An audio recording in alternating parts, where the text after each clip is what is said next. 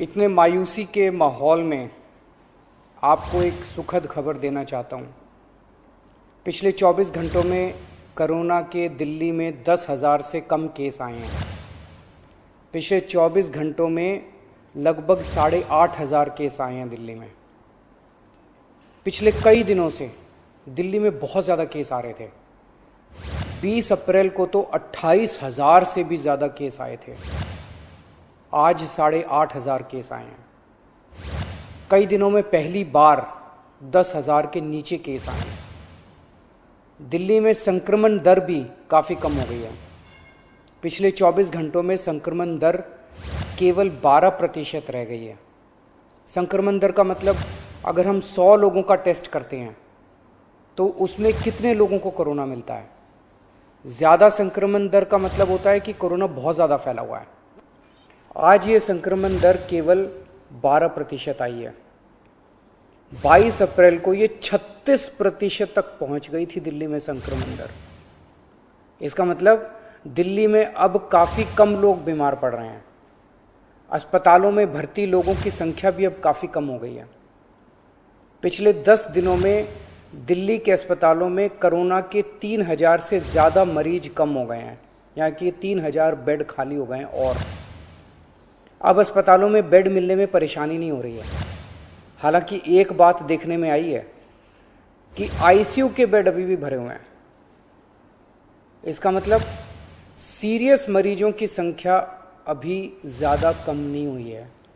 अभी भी दिल्ली के अस्पतालों में आईसीयू बेड लगभग सारे भरे हुए हैं। इस दिशा में भी आपकी सरकार काम कर रही है। लगभग 1200 नए आईसीयू बेड बन के तैयार हो गए हैं और आज या कल में ये चालू होने वाले हैं। इससे अपने दिल्ली वासियों को काफ़ी राहत मिलेगी। दिल्ली में जो केस कम हो रहे हैं इसमें हर दिल्ली वासी का बहुत ज़्यादा सहयोग रहा है। हमने दिल्ली में बहुत कड़ा लॉकडाउन लगाया लेकिन दिल्ली वासियों ने उसमें पूरा सहयोग किया। सबने पूरी तरह से लॉकडाउन का पालन किया। आज सब लोग बात कर रहे हैं कि दिल्ली वासियों ने इतने कम समय में कोरोना के केस कम कैसे कर लिए। ये केवल और केवल दिल्ली वासियों के अनुशासित आचरण की वजह से हुआ है। लेकिन लड़ाई अभी जीती नहीं गई है। लड़ाई अभी बाकी है। अभी भी 8,500 केस आए हैं। इनको 0 तक ले जाना है। कोरोना को पूरी तरह ख़त्म करना है।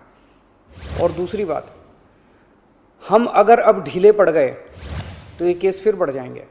कोई गारंटी नहीं है कि ये कम ही रहेंगे। फिर से दिल्ली पे मुसीबत आ सकती है। इसीलिए किसी भी हालत में ढिलाई नहीं करनी। कड़ाई से लॉकडाउन का पालन करना है और कोरोना से बचने के जितने भी उपाय हैं वो सारे लागू रखने हैं। दिल्ली सरकार भी अपने इंतजामों में कोई कमी नहीं छोड़ रही। हम अभी और नए ऑक्सीजन बेड बना रहे हैं। ऑक्सीजन के कई हजार सिलेंडर खरीद रहे हैं। नए नए आईसीयू बेड बना रहे हैं ताकि भगवान ना करे अगर कोरोना के केस फिर से बढ़ गए तो हमारी तैयारी में कोई कमी नहीं होगी। पिछले कुछ दिनों में बेहद दुखदाई, बहुत दुखदाई दिन बीते। पिछले सभी कोशिशों के बावजूद हम अपने कई दिल्ली वासियों को बचा नहीं पाए। कई परिवारों में तो एक से ज़्यादा मौत हुई हैं। मैं भगवान से प्रार्थना करता हूँ कि इन सभी आत्माओं को शांति प्रदान करे। मैं ऐसे कई बच्चों को जानता हूँ जिनके दोनों माता पिता चल बसे। अब उनका इस दुनिया में कोई नहीं है। मैं ऐसे सभी बच्चों को कहना चाहता हूँ कि उनके दुख को मैं समझता हूँ, पर आप चिंता मत करना बच्चों। आप अपने आप को अनाथ मत समझना। मैं हूं ना। किसी भी बच्चे की पढ़ाई बीच में छूटने नहीं देंगे। हर बच्चे की पढ़ाई जारी रहेगी। हर बच्चे की पढ़ाई और उन बच्चों की परवरिश का खर्चा सरकार उठाएगी। ऐसे कई बुजुर्ग हैं जिनके जवान बच्चे थे, वो कमाते थे तब उनका घर चलता था। अब वो कमाने वाले बच्चे नहीं रहे। ऐसे सभी बुजुर्गों को मैं कहना चाहता हूं कि आपके बच्चे चले गए। इस बात का मुझे बेहद अफसोस है, लेकिन आप चिंता मत करना। अभी आपका ये बेटा जिंदा है। ऐसे सभी परिवार जिनमें कमाने वाले व्यक्ति की मौत हो गई, उनकी मदद सरकार करेगी। ऐसे परिवारों की हम आर्थिक मदद तो कर देंगे, पर ऐसे बच्चों को, बुजुर्गों को इस वक्त प्यार की ज़रूरत है, हमदर्दी की ज़रूरत है। मेरी ऐसे परिवारों के सभी पड़ोसियों और उनके रिश्तेदारों से विनती है, इनका ख्याल रखना। ऐसे परिवारों पे बहुत बड़ी मुसीबत आई है, इन्हें अपना प्यार और अपनी हमदर्दी देना। दिल्ली के 2 करोड़ लोग, हम सब एक परिवार हैं। इस दुख की घड़ी में हमें एक दूसरे की मदद करनी है। आज ईद का त्यौहार है। ऊपर वाले से आपकी सेहत और आपकी खुशियों की प्रार्थना करता हूँ।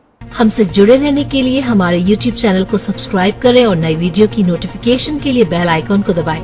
अगर आप ये वीडियो Facebook पर देख रहे हैं तो लाइक जरूर करें और ज्यादा से ज्यादा शेयर करें। धन्यवाद।